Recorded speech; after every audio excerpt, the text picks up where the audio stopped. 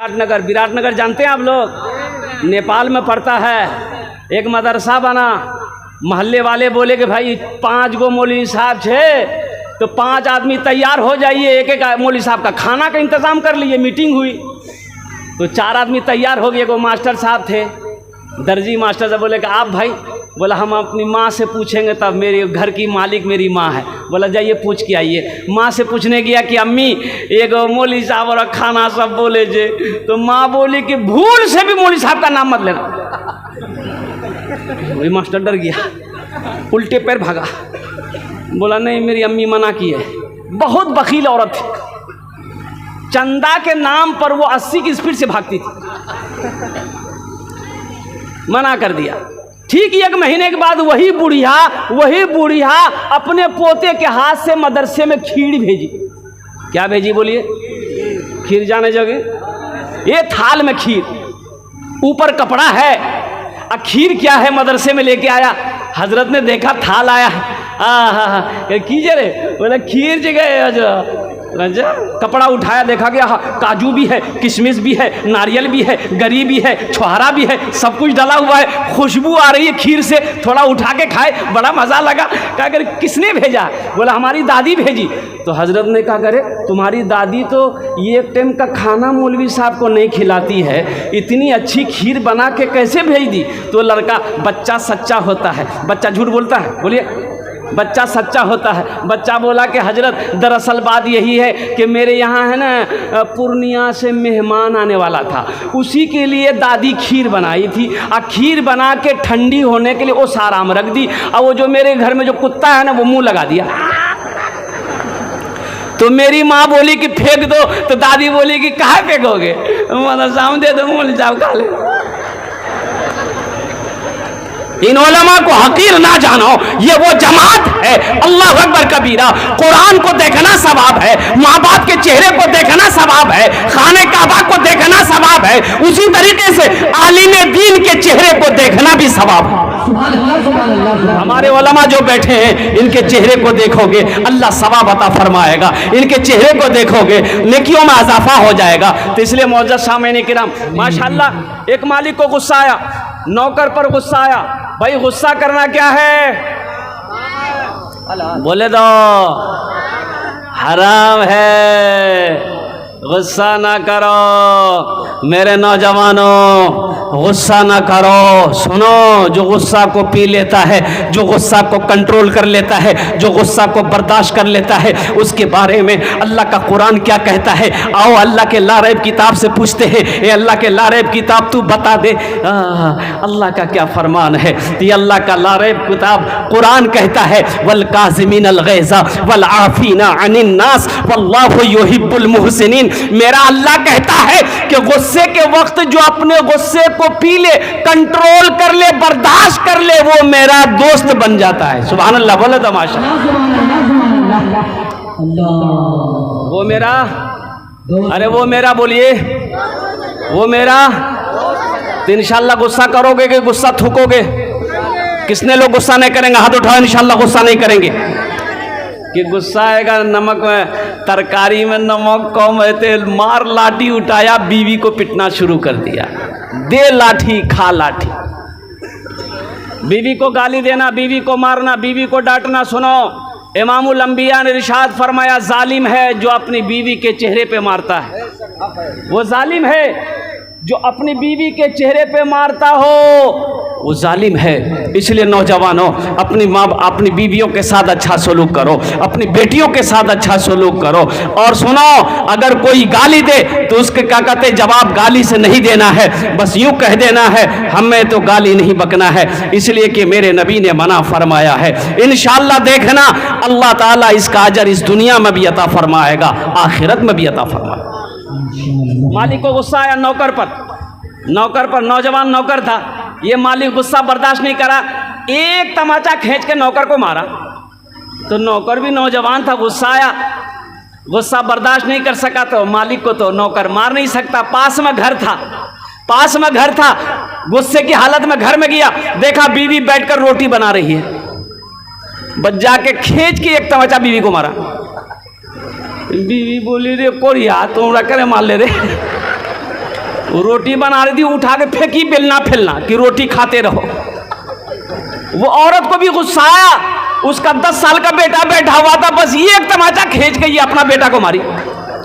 उस बच्चे को भी गुस्सा आया, लेकिन वो बच्चा क्या करेगा, गुस्से की हालत में आंगन में वो डंडा था, उठाया डंडा, गुस्से की हालत में दरवाजे की तरफ भागा, देखा दरवाजा में वो कुत्ता बैठा हुआ था, 5 डंडा जाकर कुत्ता को मारा। कुत्ता को भी गुस्सा आया, वो कुत्ता रोड की तरफ भागा, देखा वही मालिक जो अपने नौकर को मारा था ऑफिस से बाहर निकलकर रोड पर खड़ा होकर फोन से बात कर रहा था। ये कुत्ता जाकर उसी को काट लिया। भला करो तो भला पाओगे, बुरा करो तो बुरा मिले, एक हाथ से करो तो अपना दूजे हाथ से पाओगे, दूजे हाथ से पाओगे। क्या लेकर आए हो बंदे, क्या लेकर के जाओगे, करो इबादत तुम उस रब की, वरना कल पछताओगे, वरना कल पछताओगे। ये दुनिया आनी जानी है, एक दिन सब मिट जाएगा, तुम भी एक दिन मिट जाओगे। कीड़ा मकोड़ा खाएगा, कीड़ा मकोड़ा खाएगा। छल बुद्धि ना करो किसी से, छल बुद्धि ना करो किसी से, कांटे में फंस जाओगे। क्या लेकर आए हो बंदे, क्या लेकर के जाओगे, क्या लेकर के जाओगे। ज्यादा चालाक आदमी गड्ढे में गिर जाता है। एक आदमी को पटना जाना था। कहाँ जाना था बोलो? आप लोगों का कौन सा रेलवे स्टेशन नजदीक है? बनमनखी। आप बनमनखी में जाकर ट्रेन में चढ़ा, पटना वाली ट्रेन में। इतनी भीड़ के पैर रखने की जगह नहीं। आदमी था चालाक, चतुर आदमी था, बड़ा होशियार आदमी था। देखा कि भाई इतनी भीड़ है कि पैर रखने की जगह नहीं, हम पटना कैसे जाएंगे। रात का समय, रोशनी डब्बे में कम थी। बोला अच्छा यहाँ दिमाग हमारा चलावे लगते हैं, यहाँ हमको दिमाग चलाना होगा। वह चिल्लाया सांप सांप सांप सांप सांप सांप सांप चिल्लाया। अब उसको वो धक्का दे रहा, उसको वो धक्का दे रहा। कोई गेट से निकल रहा, कोई खिड़की से निकल रहा है कि भाई जान बच जाएगी, कल पटना चले जाएंगे। ये डिब्बा में सांप है, घुस गया है, हम इस डिब्बा में नहीं जाएंगे। देखते देखते पूरा डिब्बा खाली हो गया। बोला बहुत अच्छा। बैग खोला, चादर निकाला, सीट पे बिछाया, एक चादर ओढ़ के सो गया कि अब हम पटना पहुंच जाएंगे। नींद आ गई। सुबह आँख खुली तो चाय वाला चाय बेचता है ना स्टेशन में, तो चाय वाला चाय बेच रहा, तो उसको बुलाएगा बाबू यहाँ वाले बोले चाय पिलाओ जल्दी से, ये बताओ गाड़ी पटना पहुंच गई। तो चाय वाला बोला कि पटना ये तो बनमनखी है। बोले की बोल रहे? अरे रात में तो पटना वाली ट्रेन में बैठे थे हम। बोले नहीं, ट्रेन में तो सही बैठे थे, लेकिन एक आदमी इस डिब्बे में सांप देख लिया था, इसलिए कोई पैसेंजर इस डिब्बा में चढ़ने नहीं मांग रहा था। ये बात रेलवे महकमा को पता चल गया, इस डिब्बे में सांप घुस गया है, कोई पैसेंजर चढ़ने नहीं मांग रहा है। ऊपर से ऑर्डर दिया, इस डिब्बा को छांट के बनमनखी में छोड़ दो, बाकी डिब्बा लेकर पटना में चले जाओ। बेकार जिंदगी को तो अपनी सवार ले, बेकार जिंदगी को तू अपनी सवार ले। तौबा का दर खुला है, खुदा को पुकार ले। तौबा का दर खुला है, खुदा को पुकार ले, खुदा को पुकार ले। इसके बाप के सर पे अल्लाह पगड़ी बांधेगा। सुभान अल्लाह बोले तो माशाअल्लाह। अल्लाह अल्लाह इसके बाप के सर पे पगड़ी बांधेगा। माँ के सर पे अल्लाह ताज सजाएगा।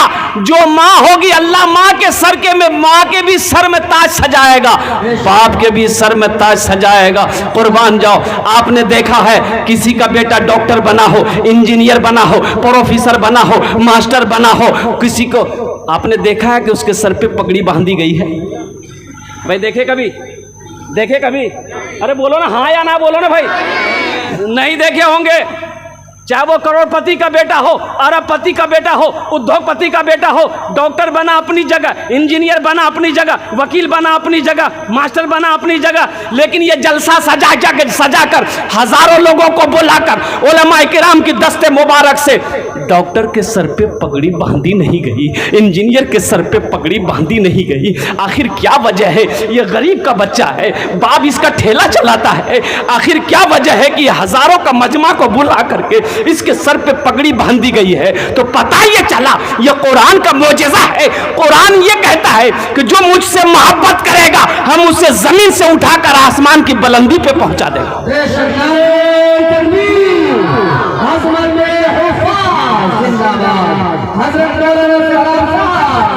सहरा में जंगलों में बयाबान में पढ़ो, सहरा में जंगलों में बयाबान में पढ़ो, मना मीनार गिर पड़े हैं तो मैदान में पढ़ो। ये बेखबर नजूमी तुम्हें क्या बताएंगे कल होने वाला क्या है, ये कुरान में पढ़ो।